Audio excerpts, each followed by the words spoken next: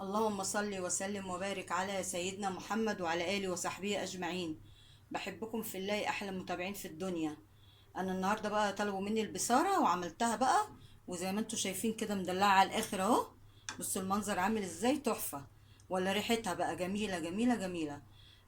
أنا عاملاها بالطريقة بقى القديمة بقى بتاعت جدتي ووالدتي، وأنا بعملها كده جميلة.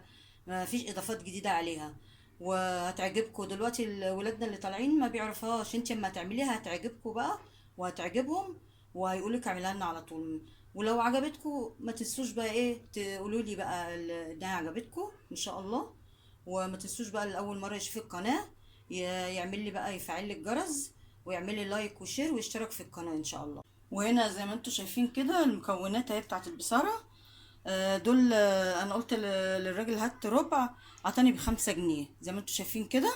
ونقعهم بقالهم ساعة وصفيتهم من المية عشان ما ياخدوش سوا جامد. وهنا في معلقة توم كبيرة، ومعلقة كزبرة كبيرة. وهنا في معلقة ملح وحبة شطة. وهنا بقى ايه فرمة بصلتين كبار، قسمهم على 2. النص هنعمله التقلية اللي هتحط فوق الوش، والنص التاني اللي هيتحمر جواها بالثوم بقى وكزبرة. هتشوفوا الطريقة دلوقتي ان شاء الله. نجيب الحلة بقى هنا، هنفضي فيها الفول. الفول مدشش ده بتاع بصارة.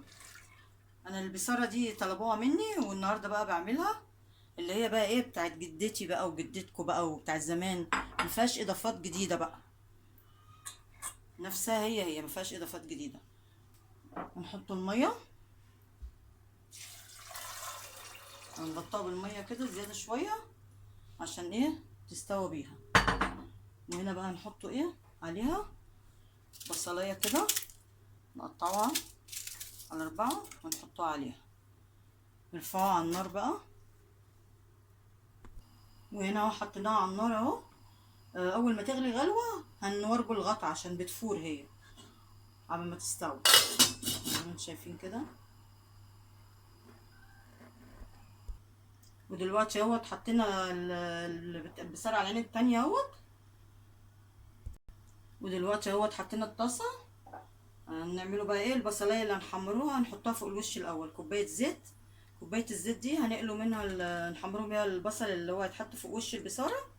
وبعد كده ايه هنحمروا فيها بقية البصلة اللي هتحط جواها. معانا هنا ايه بصلاية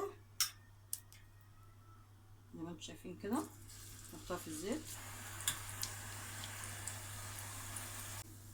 هنا اهي البصلة اهي اتحمرت اهي، اللي هي دي هنحطها على الوش البصارة زي ما انتم شايفين كده. البصلايه التانية كبيرة برضو زي ما انتم شايفين كده اهي. تبقى بس يا دوبك كده تصفر عشان نحط بقى الثوم والكزبرة ونحمروها معاه تصفر بس عشان نحطه في الخلاط هنضربه في الخلاط. وهنا بقى بعد ما اصفرت معانا البصلة كده زي ما انتم شايفين اصفرت شوية، عشان طبعا الثوم مش هياخد معانا تحمير البصل. او الثوم اهو معلقة ثوم كبيرة ومعلقة كزبرة. دي بقى التكة بتاعت البصارة الأصلية اللي هي تاكلي منها ما تشبعيش. وبصل بقى أخضر جنبها، أو تقطعي بصلاية بقى بالخل كده تحطي عليها خل وتاكلي بقى. يا سلام على الطعمة بتاعتها، بتبقى طعمة وجميلة بصراحة. مظبوط شايفين كده متحمر بقى شوية كده.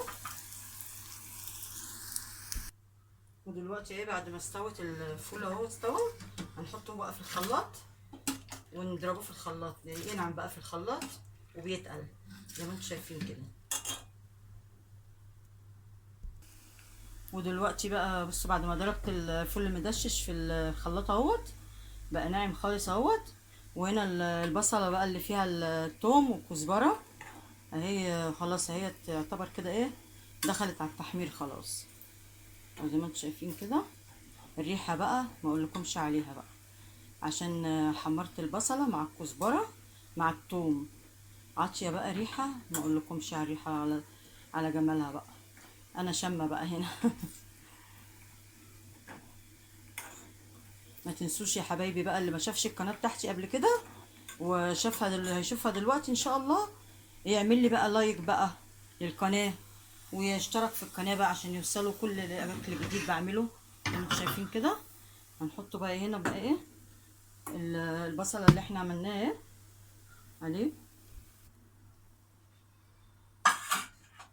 هنا بقى هنحط بقى بقيه الحاجه دي، معلقه ملح ونقطه شطه صغيره. الشطه بقى على حسب ما انتوا عايزين اهو. لو عايزاها حاميه اكتر حطي اكتر شطه شويه، انا حاطه حبه صغيرين يعني اهو زي ما انتوا شايفين كده. نعلو النار. وهنا بقى ايه، في بقى ايه اللي بتديها بقى ايه طعم اكتر بقى، حبه ملوخيه ناشفه صغيرين يعني معلقه كبيره اهي، معلقه كبيره ملوخيه. دي بقى بتخلي الطعم بتاعها روعه. شايفين؟ معلقاش بقى ايه اضافات تاني، هي كده حطيت لها كل حاجتها. دي بقى البصاره ايه الاصليه. طبعا في اللي هو الجيل اللي طالع فيه ما يعرفوش يعني ايه بصاره. اعملي بقى ودوقيهم بقى، وهيقولوا لك هيقولوا لك اعمليها لنا على طول. نازو حبه كمان ملوخيه اهو زي ما انت شايف، مش هنكتر ملوخيه، هي الحبه يدولها طعم بس. معلقه كبيره، انا حطيت حبه كمان يعني معلقه وربع كده، معلقه ونص زي يعني معلقه ونص اهي زي ما انتوا شايفين كده. يا ريتكم بقى كنتوا هنا كنتوا تشموا الريحه معايا بقى. اول بس ما تبتدي تغلي هنطفوا عليها ونغرفوها في الاطباق.